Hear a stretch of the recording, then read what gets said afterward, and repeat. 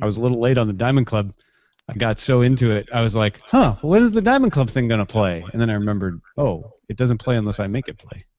Why is the audio doubling? I don't know. Oh, it just suddenly started doubling. I blame Roger. Oh, I'm sorry. Oh. What did I do? No, it was right. It must have been right when he unmuted it. It's fine. Yeah. Totally fine. I made sure it wasn't part of the recording. Dude, Roger, could you stop feeding your baby and fix the podcast? Chrome completely took a freak out right in the middle of your talking, and then you were waiting for me to answer a question, and I realized, maybe he wants me to read this next thing, so I apologize for that weird little glitch. Oh, don't worry about it. That was annoying. It happens all the time. Well, I wasn't sure how much you heard. I heard most of it. And the only thing I had said was like, hey, Bitcoin, check that out, Scott. And I went, you should read this. Yeah, and then I lost my mind, so anyways. No worries. I think we should just use clock block. I like clock block. It's a little insinuendo, but... That's all right. That's pretty good. Yeah. Done. I just missed the timing. I couldn't unmute fast enough to go, Scott Johnson, please report to the principal's office. Scott Johnson. But you started making terrible, terrible jokes at the end of that segment, and it was an awful joke, but I for whatever reason it just felt like I had to get it out. Please sympathize, Scott. I know. Scott. Do it. Scott. Yeah. Don't make me do this, Scott. Oh no. Oh no. No. What? Oh no. That's on his nose and everything. Dad Merritt. I don't like it. I don't like that one bit. It's not a bomb, Scott. At least it was a fine experiment. It was not a bomb. It's not an actual explosive device, is all I'm saying. Bad pun is a bad pun. Bad pun. Woo-hoo. We titled the show too easy. Now we got nothing to talk about. Now we got nothing to talk about. I got plenty to talk about. Do you? Plenty. Keep hearing I should be watching Narcos. Has anyone seen that? Yeah. I watched episode 1. It was really good. Brushwood has already moved on. I probably watched 2 and 3 by now. The actor that plays Pablo Escobar was in a really, depending on who you talk to, he was in 2 Brazilian films called The Elite Force and the sequel to that, and I don't remember what it's called. Team America World Police. Well, it's very interesting. It actually is based on a book by a former member of BOPA, which is basically a Portuguese acronym for this state-level military police that goes in the favelas to clear them out, and kind of the machinations and the political intrigue behind it. Really good. I mean, as an actor, he's like stand out. It's like I was really impressed. Isn't that guy in Star Wars? Or somebody was in this. I might be thinking of something else. I just keep hearing about people that are in Star Wars now that are in other things. Maybe he plays a smuggler. Maybe he's in Rogue Squadron. Yeah. See? No, actually, I think you're right. That might be what I'm thinking of. Wait, who's the actor? Trying to find it. Hold on. Mads Mikkelsen? Yeah, that guy. Yeah, he's in Rogue Squadron. Oh, okay, that's the one. You know, just ask the girl who reads all the feeds every day. Oh, yeah. Oh, for somebody else, though. Ah, crap. Who is it? Hold on. Find it. There's going to be a frosted Han Solo and carbonite Pop-Tart. Is that true? Oh, my God, that's amazing. Wait, I'm looking. No, let that be true. Is it fake? It's not fake, but it's not from Pop-Tart. Oh, is it a knockoff Pop-Tart? No, it's like it's art. It's just art. It's not a real Pop-Tart. The Knock-Tart. That sounds good. Its base material is resin. It's just art. You know what? Screw it. I'm going to take one of those Han Solo carbonite toys and make a mold of it and then just pour that weird frosting cinnamon and the Hershey's magic shell. Yeah. And then I'll put that on top of a Pop-Tart.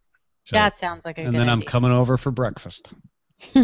Sugar high. I'm thinking of Oscar Isaac. Sorry. That's I got it all about where he's in. You mean Poe Dameron?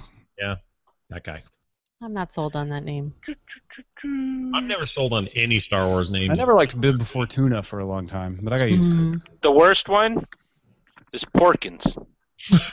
He literally was named. He was named a pejorative. Yeah. Porkin. Boom. Well, and in an era where there was a movie called Porky's. Yeah. And Porkins died because What I always thought. well, Porkins died because he couldn't pull up. He couldn't get the ship up, and I think they were implying something there as well about his weight. Yeah. I'm just telling you. Too much gravity. Hold on. Who's the other guy? Oh, Adam Driver. I always forget he's. That's no moon. It's a Porkins.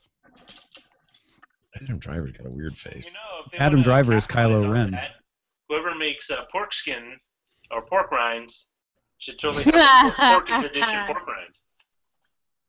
Oh my God. I like that Admiral Akbar exists, but I don't like that his brace is the Mon Calamari. That always You bothers me. know how they came up with that, right? No. The guy was like had the calamari appetizers for lunch or something. It's like, yeah, why don't we just call it Mon Calamari? Really? Yeah, it was Terrible. like, yeah, it totally destroys the mystique. Like there's something else behind. It's like, really, that's it? Yeah. Don't you hate that when there's something just so banal? But that one was so see-through from the beginning. It was like, really? You named the squid race calamari? Okay, fine. At least they didn't call them the sea monkeys. Yeah. Or That would have been great. the sea simians. That's for episode 8. You gotta wait for that. What else is going on? What else is going on, people? There's a migrant crisis in Europe. Yeah. Still, I thought they would have worked that out over a couple of weeks. Syria's having a long-running civil war. Who are you, Debbie Downer? Western Ukraine is still occupied by the separatists. Wah. Deutsche Telekom just laid off 1,200 people. That's the spirit. I think my sister is actually housing some refugees from all that in Sweden right now. Oh, All right. your sister's awesome. Yeah, she's been talking about this for months before, that photo came out, and then suddenly the world knows about it, kind of stuff. Mm-hmm. She's so irritated by that. I'm like, Wendy, this is how it is. Like, people, sometimes it takes some stark imagery to get people off their butts. Come on, we had a whole summer about where we had to worry about Rachel Dolezal, so I'm Yeah. sorry we couldn't get to the rest of it. What bothered me is the fact that they're still running the same kind of asylum program where you come to us and we'll give you asylum. So you're just encouraging a lot of people to take the most dangerous route to get there instead of pre-setting up like sort of like processing centers closer to the camps that they're at, instead of making them do a decathlon through the Mediterranean to get to you. Yeah. Pretty bad.